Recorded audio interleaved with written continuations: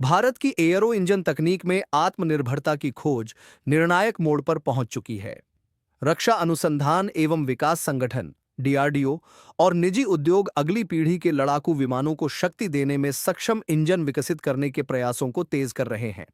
हाल ही में Godrej enterprises group के aerospace विभाग के बिजनेस हेड मानेक बेहरम कमदीन ने इस लक्ष्य को प्राप्त करने के लिए एक व्यवहारिक और चरणबद्ध दृष्टिकोण की आवश्यकता पर जोर दिया।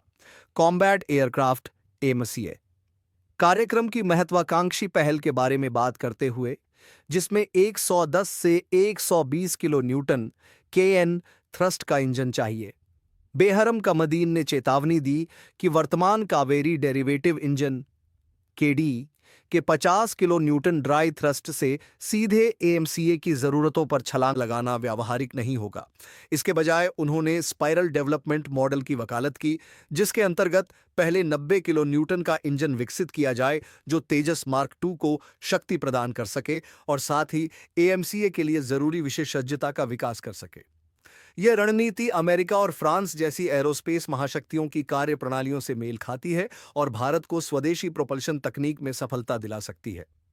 कावेरी इंजन, जिसे डीआरडीओ की gas turbine research establishment GTRE ने विकसित किया है, ने उल्लेखनीय प्रगति की है।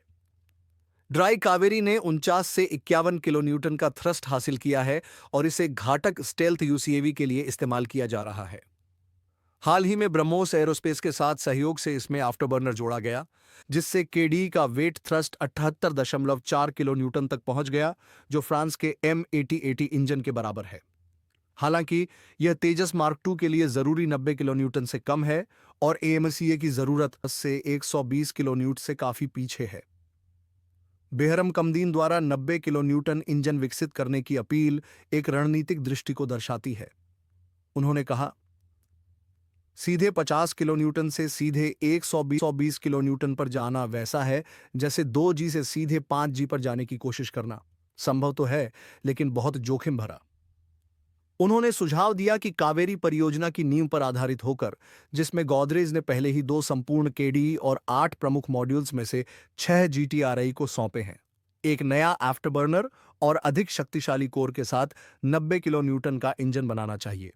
यह इंजन तेजस MK2 को शक्ति देगा और भविष्य में एएमसीए के लिए आवश्यक अनुभव और डाटा उपलब्ध कराएगा। यह स्पाइरल डेवलपमेंट दृष्टिकोण अमेरिका और फ्रांस के कदमों की याद दिलाता है।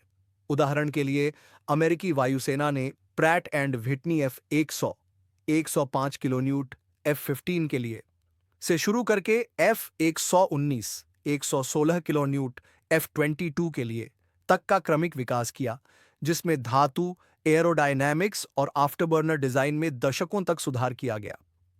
इसी तरह फ्रांस की स्नेकमा अब सफरान ने M50-3 इंजन 95 किलो न्यूटन से शुरू करके मैं 80.2 75 किलो न्यूटन हल्के वजन के लिए अनुकूलित तक का विकास किया, जिससे उन्हें अगली पीढ़ी के इंजनों के लिए विशेषज्ञता मिली। बेहरम कमदीन का प्रस्ताव इन्हीं चरणबद्ध प्रगति के सिद्धांतों से मेल खाता है और संसाधनों के सर्वोत्तम उपयोग के साथ जोखिम कम करता है। गोदरेज एरोस्पेस, जो गोदरेज एंटरप्राइजेज ग्रुप का हिस्सा है, भारत की एरो इंजन इकोसिस्टम में एक अहम स्तंभ बनकर उभरा है।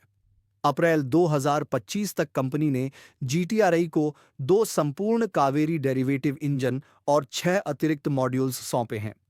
इसका 500 करोड़ का खालापुर, महाराष्ट्र संयंत्र उच्च तापमान मिश्र धातुओं, सिंगल क्रिस्टल टरबाइन ब्लेड्स और थर्मल बैरियर कोटिंग जैसी आधुनिक जेट इंजनों की अहम तकनीकों में विशेषज्ञ है। इसरो, ब्रह्मोस और वैश्विक ओईएम के साथ सहयोग से विकसित उच्च ताप ब्रेजिंग और जटिल मशीनिंग तकनीक गोदरेज को 90 किलो न्यूटन इंजन के हॉट सेक्शन कंपोनेंट्स विकसित करने में अग्रणी बनाती है। 90 किलो न्यूटन इंजन की दिशा में यह प्रयास रणनीतिक और आर्थिक दोनों कारणों से महत्वपूर्ण है।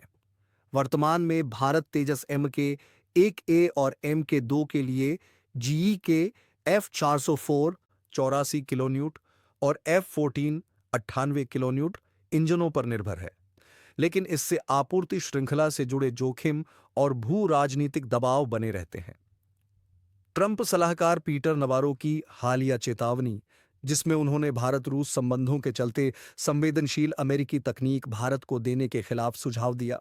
और जुलाई 2025 में अमेरिका द्वारा भारतीय उत्पादों पर टैरिफ 50% तक बढ़ाना इस निर्भरता की नाजुकता को उजागर करता है। ऐसे परिदृश्य में स्वदेशी 90 किलोन्यूटन इंजन विकसित कर लेना भारत के लिए अत्यंत आवश्यक है। यह तेजस MK-1A 220 विमान और MK-2 180 से 200 विमान के लिए उत्पादन में बाधा नहीं आने देगा। इन दोनों कार्यक्रमों के लिए कुल मिलाकर लगभग 1200 इंजनों की आवश्यकता होगी, जिनकी प्रति इंजन लागत $8 से $10 मिलियन आंकी जाती है।